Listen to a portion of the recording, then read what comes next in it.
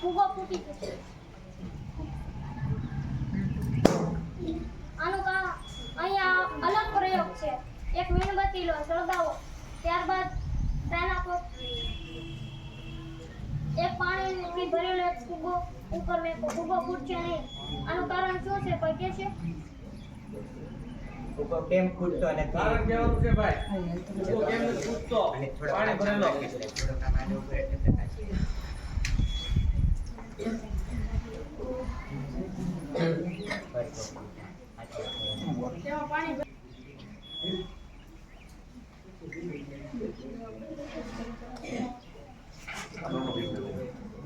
તો હું કહું, ફૂગો એટલા માટે નથી ફૂટતો કેમ કે મીણબત્તીની ઉપમાન પાણી શોષી લેશે, તેથી ફૂગાની અંદર રહેલું પાણી પણ ગરમ થઈ જાય છે અને ફૂગો ફૂટતો નથી.